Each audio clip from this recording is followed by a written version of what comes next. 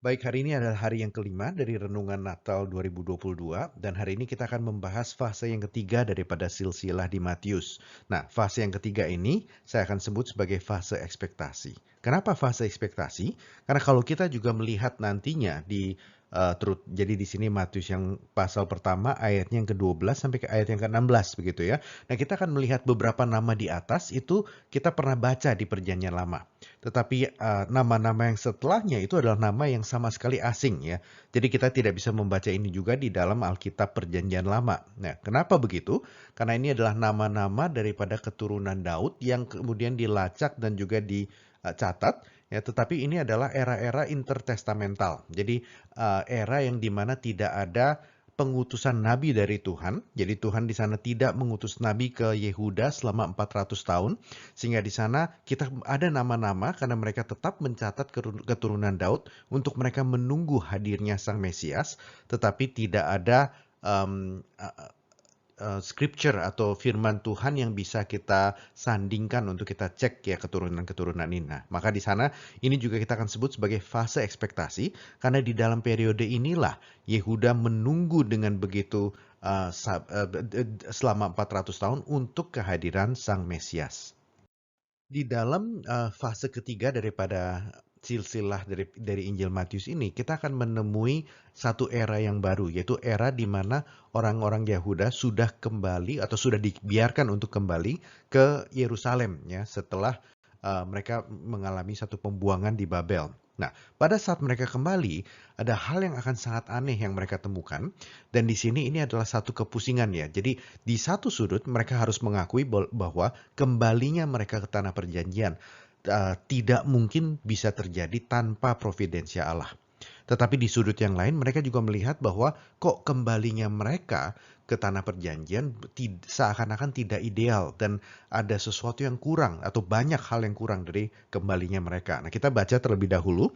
Ya, ini ada 5 buku sebenarnya yang kita sebut terdapat banyak narasi post-exilik. Ya, jadi ini adalah narasi-narasi daripada umat Yehuda pada saat mereka kembali dari pembuangan ke Babel. Ya, nah buku-buku ini adalah Esra, Nehemia, Hagai, Zekaria dan juga Maleaki. Ya, Zakaria ya dan juga Maleaki. Nah, kelima buku ini memuat narasi daripada umat Yehuda setelah mereka kembali daripada pembuangan ke Babel. Nah, kita baca dulu Esra pasal yang pertama, ayat kedua dan ayat keempat. Ini adalah kata daripada Raja Persia. Dan di sini ada satu, kita baca dulu deh ya. Jadi ayat 2 sampai ayatnya yang keempat. Ya, di sini beginilah perintah Koresh, Raja Persia. Segala kerajaan di bumi telah dikaruniakan kepadaku oleh Tuhan, Allah semesta langit. Ia menugaskan aku untuk mendirikan rumah baginya di Yerusalem yang terletak di Yehuda. Siapa di antara kamu termasuk umatnya, Allahnya menyertainya. Biarlah ia berangkat pulang ke Yerusalem yang terletak di Yehuda dan mendirikan rumah Tuhan, Allah Israel, yakni Allah yang diam di Yerusalem. Dan setiap orang yang tertinggal dimanapun ia ada sebagai pendatang, harus disokong oleh penduduk setempat dengan perak dan emas, harta benda, dan ternak di samping persembahan sukarela bagi rumah Allah yang ada di Yerusalem. Nah, jadi di sini kita melihat Raja Persia memberikan satu titah. Dan titah ini yang memperbolehkan orang-orang Yehuda untuk kembali ke tanah perjanjian untuk membangun ulang Yerusalem dan untuk membangun ulang Bait Allah. Dan ini adalah raja kafir yang mengatakan bahwa dia mendapatkan perintah daripada Tuhan. Dan kita melihat di sini Tuhan di dalam Alkitab dengan huruf besar begitu ya. Jadi ini adalah Yahweh yang memerintahkan, yang mengaruniakan kepada Raja Persia keberhasilan ya, dan juga kemudian membuat Raja Persia ini memperbolehkan umat Yehuda untuk boleh kembali ke tanah perjanjian. Jadi dari ayat yang pertama ini saja, kita bisa melihat bagaimana umat Tuhan itu boleh kembali, diperbolehkan kembali, merupakan satu providensia Allah. Tidak mungkin terjadi kalau seandainya bukan Allah yang mengizinkan.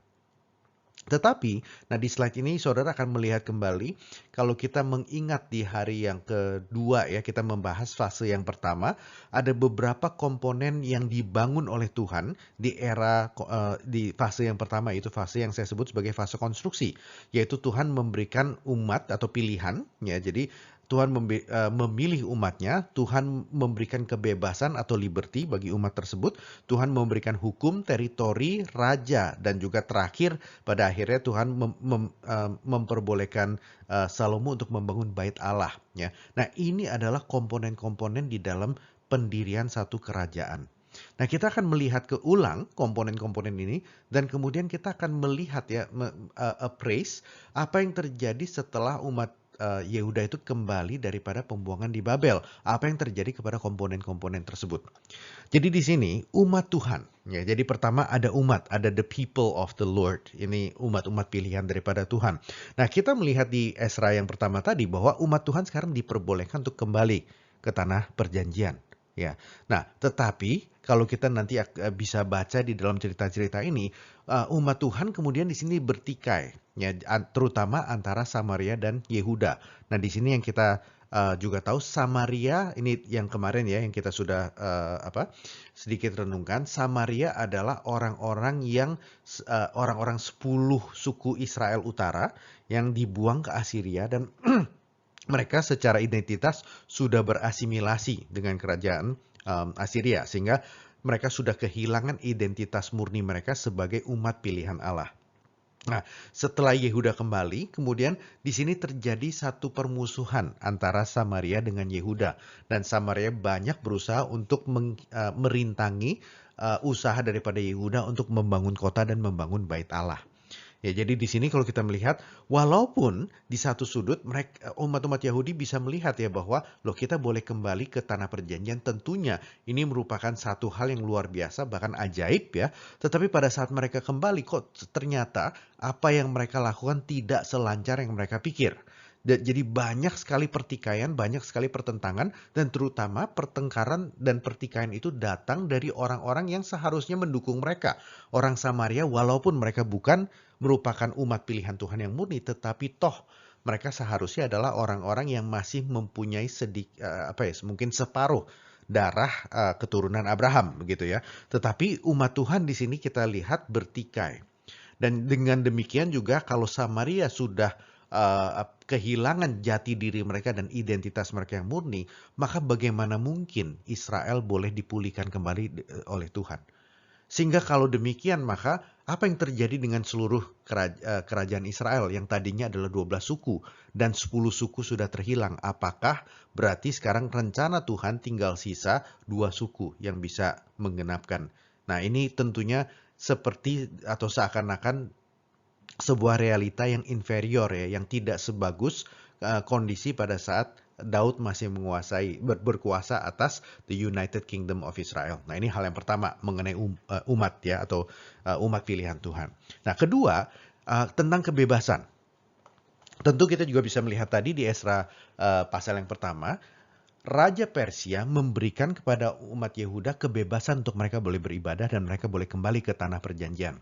Bahkan boleh dikatakan dia memberikan provisi untuk supaya mereka mendapatkan keuangan yang cukup untuk membangun ini kembali. Sekali lagi ini merupakan satu tanda bahwa Tuhan benar-benar menyertai dan Tuhan yang memberikan provisi tersebut.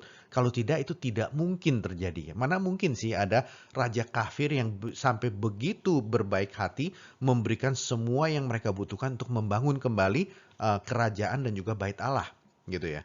Tetapi di sudut yang lainnya mereka juga harus bisa melihat dan itu sangat jelas sekali bahwa umat Tuhan ini sekarang bukan berkuasa. Jadi keturunan Daud itu tidak berkuasa dan belum ada tuh kerajaan Israel yang independen, yang sovereign begitu ya. Ini Yehuda masih merupakan vassal nation. Jadi ini adalah satu negara yang dijajah, yang sedang dikuasai oleh negara yang lebih besar. Jadi tidak ada sovereignty, tidak ada liberty, tidak ada kebebasan yang mutlak yang mereka boleh miliki sebagai satu negara yang independen. Jadi di satu sudut sekali lagi mereka bisa melihat provisi daripada Allah karena mereka diberikan satu kebebasan untuk membangun ulang kota dan juga bait Allah. Tetapi on the other hand begitu ya, mereka juga tidak bisa memungkiri bahwa mereka saat ini bukan negara yang 100% independen dan bebas dan sovereign begitu. Nah ini faktor yang kedua. Faktor yang ketiga, kita bisa melihat Taurat Tuhan kembali diajarkan.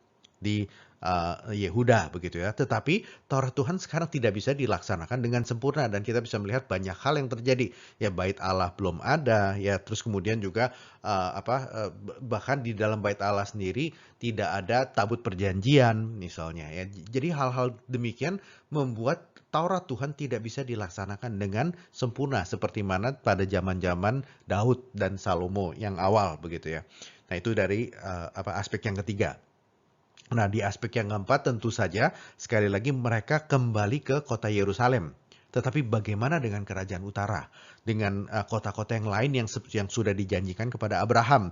Ya, kota-kota yang banyak itu yang sekarang belum berhasil mereka rebut kembali dan seakan-akan tidak mungkin mereka rebut kembali karena 10 suku ini juga toh sudah hilang.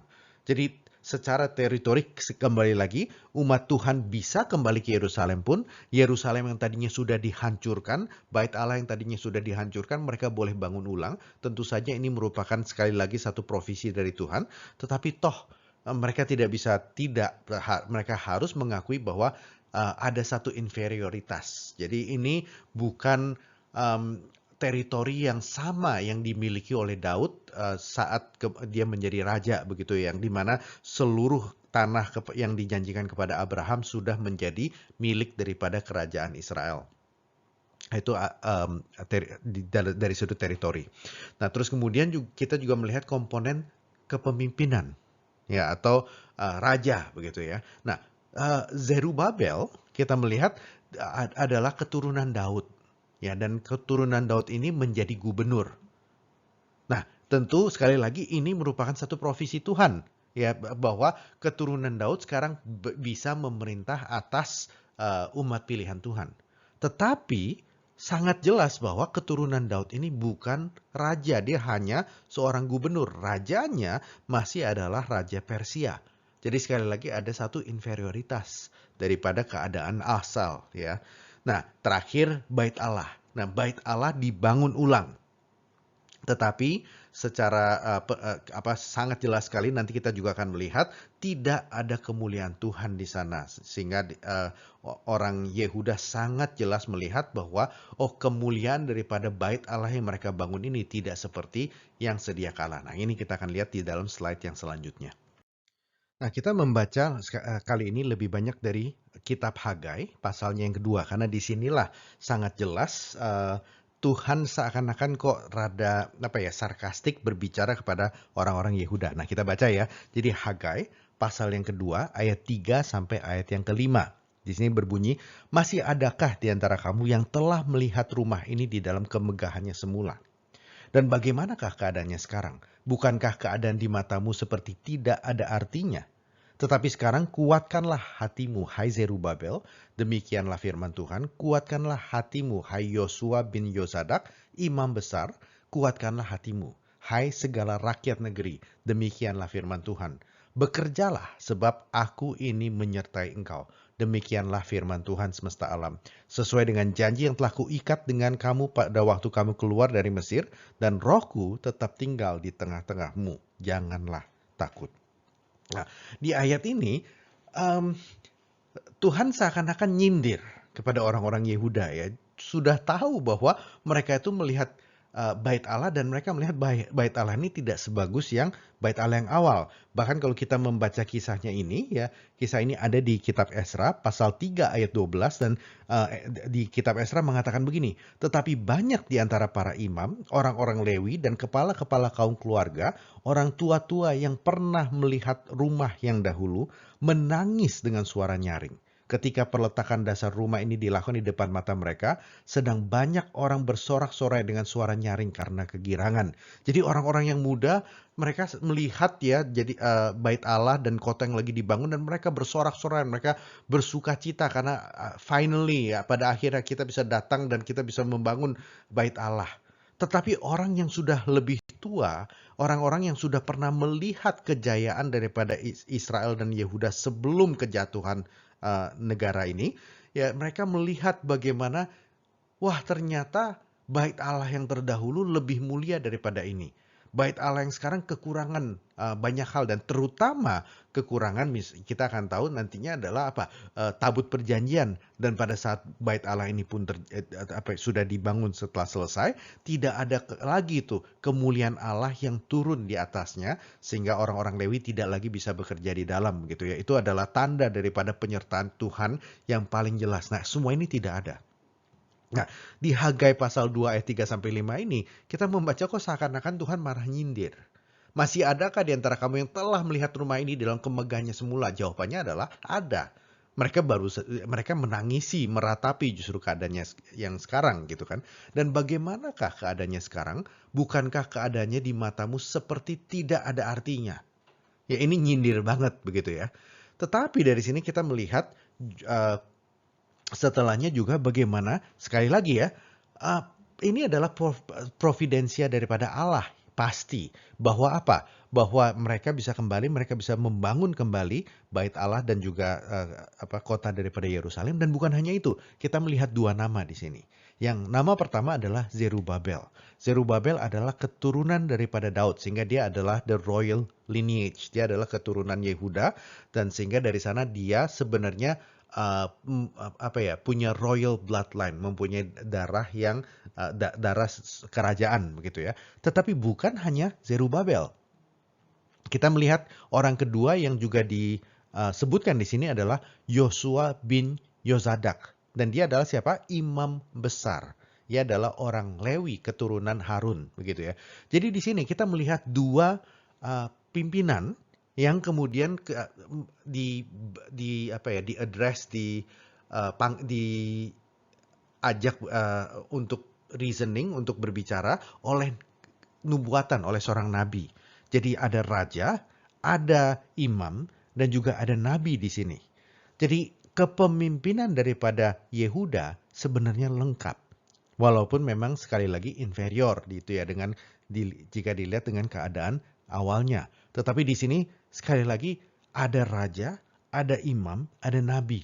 Berarti Tuhan benar-benar masih menyertai kerajaan Yehuda di sini. Maka di sini Tuhan juga mengatakan apa? Kuatkanlah hatimu. Ya, bukan hanya Zerubabel, bukan hanya Yosua, tetapi juga segala rakyat negeri. Kenapa? Alasan yang paling jelas di sini dikatakan karena aku menyertai engkau, dan karena rohku tetap tinggal di tengah-tengahmu. Nah, di sini Tuhan mengingatkan kembali kepada Yehuda bahwa walaupun kalian melihat bait Allah seakan-akan tidak sebagus yang awalnya, tetapi yang penting bagi bait Allah sebenarnya apa sih? Apakah gedung yang megah? Apakah parutan-parutan yang sangat bagus sekali begitu ya? Tidak. Yang penting daripada bait Allah adalah penyertaan Tuhan. Adalah Tuhan yang tinggal di tengah-tengah umatnya. Dan Tuhan mengatakan di dalam kedua hal ini kalian tetap memiliki. Aku tetap menyertai engkau dan rohku tetap tinggal di tengah-tengah kalian. Oleh karena itu, jangan kalian berkecil hati dan jangan kalian menjadi takut begitu ya.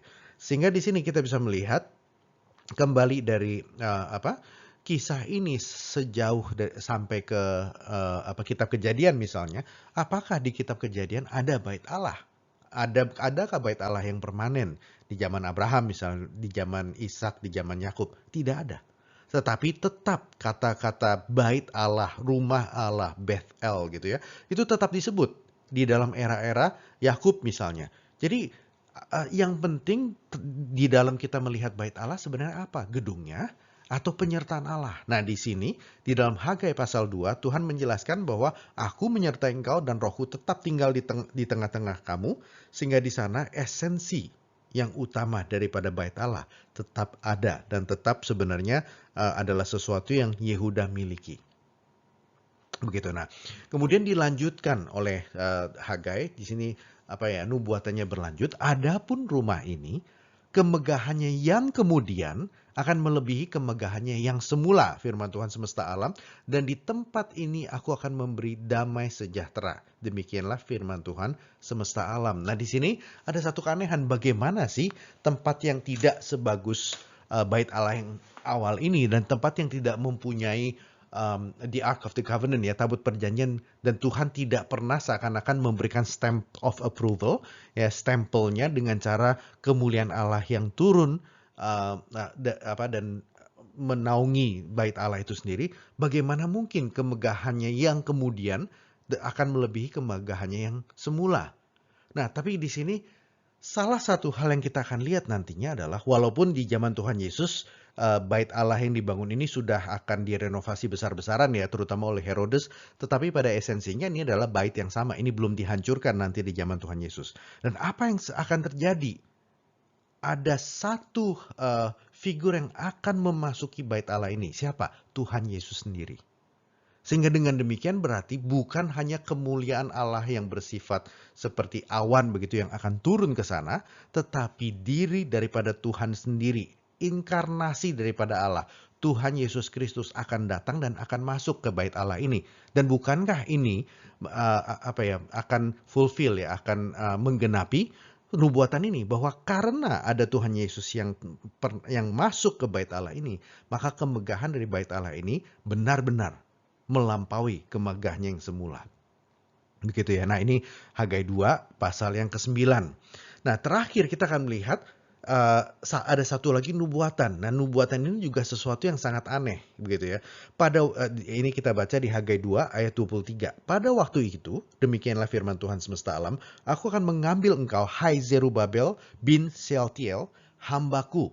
Demikianlah firman Tuhan, dan akan menjadikan engkau seperti cincin materai. Sebab engkaulah yang kupilih, demikianlah firman Tuhan semesta alam. Nah, disinilah kita bisa melihat nama yang sama yang kita akan baca di Matius pasal pertama, yaitu apa? Zerubabel, anak daripada Shealtiel. Ya, nah ini kita lihat di dalam fase ketiga ini.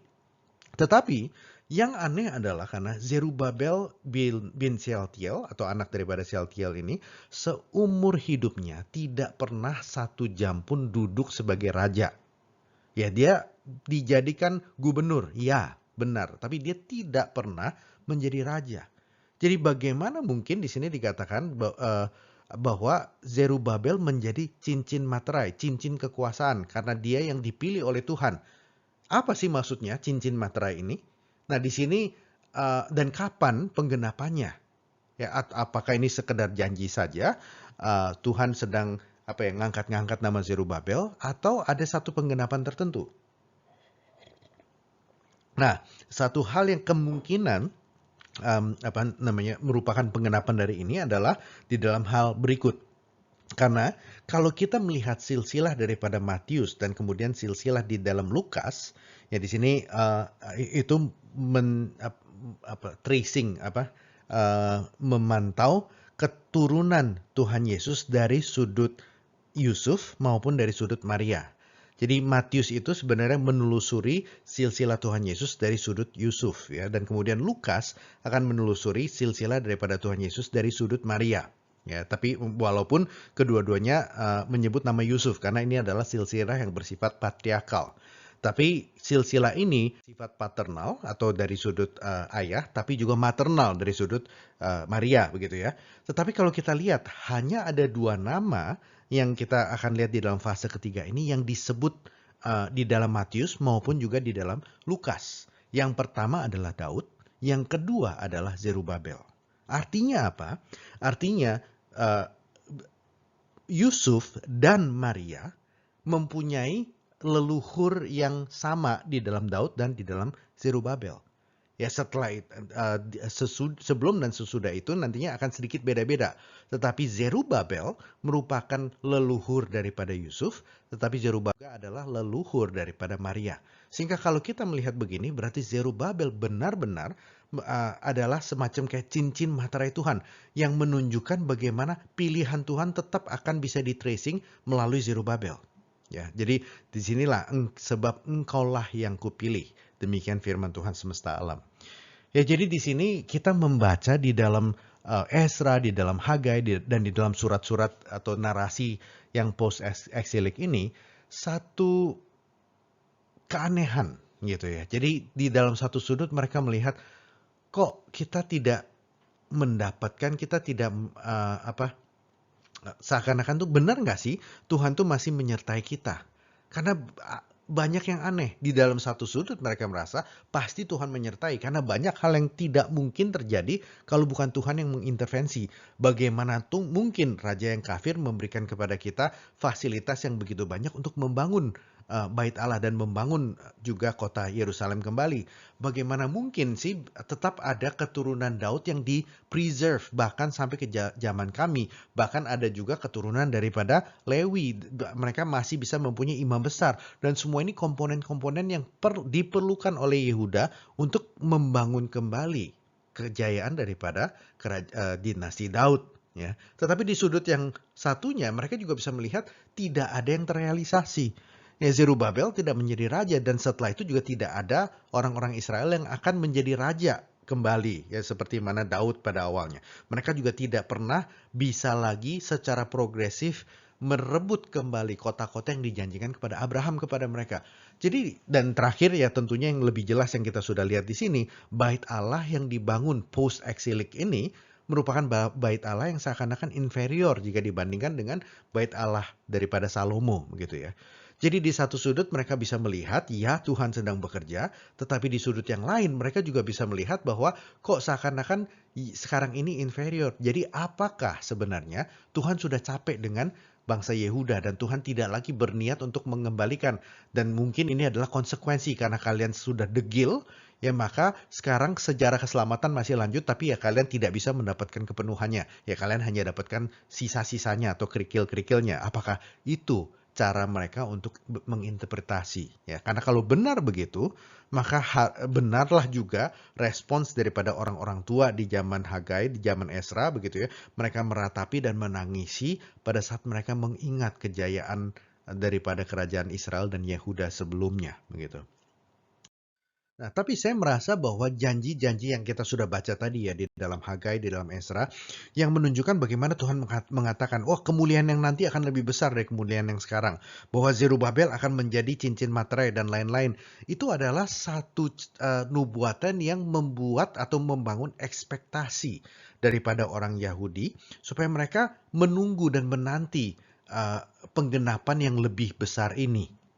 Begitu. Nah, tetapi kemudian setelah zaman tersebut, kita melihat nama-nama yang sekali lagi kita tidak bisa baca di Perjanjian Lama. Kenapa? Karena di dalam era ini kemudian Israel tidak akan lagi mendapatkan nubuatan dari ini ya, dari nabi yang dikirim oleh Tuhan. Jadi mereka akan didiemin lah ceritanya oleh Tuhan selama 400-an tahun. Nah, di dalam 400-an tahun ini bukan hanya mereka akan didiemin, bukan hanya mereka tidak akan lagi mendapatkan nubuatan lagi, tetapi juga secara tidak henti-hentinya mereka pindah dijajah oleh beberapa kerajaan. Ya, jadi di sini di slide yang terakhir ini kita bisa melihat ya, mereka berpindah berapa tangan gitu ya. Jadi tadi kita sudah membaca bagaimana mereka di bawah pemerintahan daripada kerajaan Persia. Setelah itu mereka akan berpindah tangan dan dijajah kembali oleh kerajaan Yunani ya oleh Alexandrian begitu ya. Dan setelah itu mereka akan masuk ke dalam penjajahan Ptolemaic begitu ya. Setelah itu mereka akan masuk ke Syria dan sebentar mereka akan berhasil untuk berontak ya terutama di dalam era Yudas Makabi gitu ya. Jadi ini yang disebut sebagai Maccabean Revolt. Tetapi tetap mereka tidak mendirikan kerajaan di sana. Mereka tidak berhasil untuk menjadikan Israel atau Yehuda satu kerajaan kembali. Yang dimana mereka di sana ada raja yang memerintah dan sovereign. Dan kembali semua komponen yang kita sudah bahas didirikan kembali. Hal itu tidak pernah terjadi. Dan terakhir kita juga bisa melihat bahwa Yudea kemudian dijajah oleh Roma. Ya, oleh Romawi. Dan ini adalah stage atau bagian yang terakhir yang dimana kemudian pada saat Tuhan Yesus datang, ya mereka akan masih dijajah oleh Romawi ini. Jadi kalau kita lihat begini, sekali lagi yang kita akan melihat adalah bahwa mereka tidak mendapatkan seakan-akan apa yang mereka pikir mereka akan dapatkan. Kerajaan Tuhan dipulihkan, kerajaan Daud tidak dipulihkan. Ya, sehingga di sana mereka masih tetapi bukan sama sekali tidak terjadi pemulihan begitu ya. Bukti bahwa mereka bisa kembali ke tanah perjanjian, bukti bahwa mereka masih bisa melihat keturunan daripada Daud di era mereka dan lain-lain, itu adalah bukti bahwa Tuhan masih memelihara umat-umat Yahudi. Nah, jadi di dalam dua kenyataan ini, satu adalah kenyataan daripada pemeliharaan Tuhan, tapi juga realita yang kedua yaitu bahwa apa yang mereka punya sekarang ini adalah a pale comparison, ya. Ini adalah satu realita yang inferior dibandingkan dengan realita dari kerajaan Daud yang awal, begitu ya. Ini membuat orang-orang Yehuda di zaman sebelum Tuhan Yesus dan pada saat Tuhan Yesus nanti juga ada lahir, itu mereka mempunyai ekspektasi yang besar akan pemulihan ini. Dan pemulihan ini mereka akan ekspektasikan akan terjadi melalui sosok Sang Mesias yang akan hadir. Ya, maka dari sana kita bisa melihat pada saat masuk ke dalam perjanjian baru, ada satu messianic expectation yang sangat besar. Mereka di dalam puncak penantian mereka, dan mereka seakan-akan sudah tahu bahwa ini adalah eranya di mana Mesias akan datang ke dunia. Maka dari itu kita bisa melihat setiap kali di Perjanjian Baru ya, ada orang yang mampu untuk menggalang massa, orang-orang seperti Yohanes Pembaptis dan juga bahkan Tuhan Yesus, mereka datang kepada mereka dan mereka akan bertanya, apakah Mesias itu? Kenapa? Karena mereka sedang berada di dalam puncak penantian mereka, ekspektasi mereka akan hadirnya seorang Mesias. Nah, ini adalah fase terakhir yang kita lihat daripada silsilah di Injil Matius. Dan ini kita bisa melihat bukan bahwa inilah cara Matius membangun narasi daripada Injilnya, ya, untuk memperlihatkan kepada orang Yahudi, kalian bisa lihat tidak sih bahwa di dalam sejarah yang kalian sudah lalui sedemikian lama, kalian yang sudah tidak setia kepada Tuhan, kalian yang terus-menerus berontak kepada Tuhan, ya, tetapi Tuhan yang terus-menerus setia kepada kalian. Nah, sekarang nih semua narasi ini menunjuk kepada satu titik, yaitu apa? Titik akan kedatangan Sang Mesias itu. Nah, siapakah Mesias itu? Nah, ini yang Matius akan lanjutkan untuk mengatakan, nah ini yang saya akan ceritakan di dalam Injil Matius, begitu ya. Jadi ini adalah cara Matius untuk membuka telinga, membuka mata daripada orang-orang Yahudi untuk melihat, ini loh cerita yang selama ini kalian hidupi, yang selama ini kalian tahu dengan begitu baik, sebenarnya menunjuk kepada titik ini, titik klimaks ini, yaitu titik daripada kelahiran Yesus Kristus, dan dialah Sang Mesias yang dijanjikan. Karena mereka kemudian akan bisa melihat argumen daripada Injil Matius nantinya akan membawa mereka masuk tentang bagaimana satu kata, yaitu apa? Kata penggenapan. Bagaimana Tuhan Yesus menggenapi seluruh komponen daripada Taurat Allah. Ya, nah ini adalah fase yang ketiga daripada Injil Matius. Nah, dari sini kemudian kita bisa melihat dengan jelas cerita Natal. Jadi Natal itu bukan hanya Allah yang tiba-tiba datang. Allah yang tidak ada sejarahnya. Dia tiba-tiba muncul di dalam sejarah manusia. Tidak. Ada cerita sebelumnya. Ada building up sebelumnya. Ada janji-janji nubuatan sebelumnya. Baru kemudian di sini ada kehadiran Kristus yang menjadi klimaks daripada sejarah keselamatan manusia. Nah, mengapa ini penting? Salah satunya karena saya melihat bahwa orang-orang Kristen di zaman ini, kita sudah kurang begitu biblically literate, terutama di dalam kita membaca Perjanjian Lama. Kita banyak berpikir, oh Perjanjian Lama itu sudah tidak penting lagi. Kita masukkan dan kita simpan ke dalam lemari. Kita hanya membaca Perjanjian Baru misalnya. Nah, bukan berarti Perjanjian Baru itu tidak bagus atau bagaimana ya. Perjanjian Baru juga adalah firman Tuhan, dan Perjanjian Baru memang adalah penggenapan. Tetapi kalau kita mau mengetahui apa yang digenapi di dalam Perjanjian Baru, maka kita harus tahu ceritanya dari Perjanjian Lama. Nah, ini juga adalah message daripada Matius. Matius memberikan sejarah yang begitu panjang dari Perjanjian Lama karena dia ingin memberitahu kepada orang-orang Yahudi, ini loh, yang Tuhan Yesus akan lakukan di zaman ini adalah penggenapan dari apa yang kalian sudah tahu dengan begitu baik. Begitu ya, dan dari sini saya juga berasa bahwa kita sebagai orang Kristen terkadang kekurangan membaca Perjanjian Lama, sehingga kita sebenarnya tidak tahu apa sih yang Tuhan Yesus genapi, apa yang Tuhan Yesus sedang lakukan, dan Perjanjian Baru itu menggenapi Perjanjian Lama caranya bagaimana. Ya, sehingga kita kekurangan biblical literacy di dalam hal ini. Dan untuk Natal ini yang saya ingin sedikit berikan satu tantangan maupun juga dorongan adalah bahwa kita akan lebih bisa menghargai kedatangan Tuhan Yesus kalau kita mengerti seluruh cerita ini. Ya, bagaimana di dalam kegagalan manusia ada juga jadi di dalam cerita kegagalan manusia ada cerita penopangan Allah. Allah yang tetap menopang umat pilihannya dan menyisakan remnant. Sehingga di sana sejarah keselamatan terus berlanjut.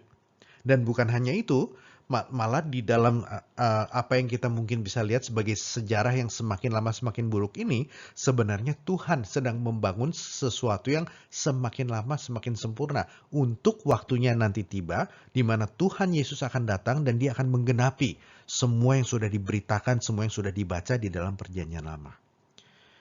Nah, jadi dari sini saya rasa Natal selalu kita akan peringati karena kita di sana merayakan kedatangan Tuhan Yesus yang pertama kali. Ya, tetapi di dalam cara yang sama sebenarnya kita akan melihat bahwa kita sedang ada di dalam satu penantian yang berikutnya. Kita sedang di dalam satu fase ekspektasi yang berikutnya, yaitu terhadap kedatangan Tuhan Yesus yang kedua kali. Nah, dengan demikian, tentunya yang kita harus lihat adalah bukan kita kemudian menjadikan Alkitab ini sebagai teka-teki ya. Kita coba untuk nebak-nebak, oh apa sih caranya bagaimana Tuhan Yesus akan datang kembali. Karena saya rasa hal yang sama akan terjadi seperti mana di dalam kedatangan Tuhan Yesus yang pertama kali. Orang-orang yang bisa melihat dan benar-benar recognize kedatangan Tuhan Yesus bukan karena mereka melakukan prediksi yang begitu rumit begitu ya, tetapi karena mereka melatih panca indera rohani mereka untuk mereka bisa mengenali Sang Mesias. Sehingga dari sini saya rasa tugas kita sebagai orang-orang yang hidup di dalam perjanjian baru adalah kita mengenali Alkitab dengan sedemikian baik, sedemikian personal. Jadi di sana kita mengenal siapa Mesias kita, kita mengenal siapa Tuhan kita, siapa itu Tuhan Yesus Kristus. Sehingga pada saat nanti tiba saatnya di mana Dia akan datang kembali, kita akan bisa mengenali tanda-tandanya karena kita mengenali Tuhan kita. Nah, saya rasa itu yang sangat jauh lebih penting di dalam kita melakukan penantian kita akan kedatangan Tuhan Yesus yang kedua kali. Dan di sanalah kita berjaga-jaga hati kita sebagaimana perempuan yang terus putting oil in a lamp gitu ya, mempunyai minyak di dalam lentera mereka begitu. Nah, jadi inilah kisah Natal dan ini adalah fase yang ketiga. Jadi tantangan saya di dalam fase ketiga ini adalah bagaimana kita harus saat ini juga melakukan satu proses penantian yang berikutnya dan kita harus mempertajam panca indera rohani kita supaya kita bisa mengenal secara sungguh-sungguh dan benar-benar siapa Tuhan kita, Tuhan Yesus Kristus, Sang Mesias yang hidup itu. Demikian, Tuhan berkati dan selamat hari Natal.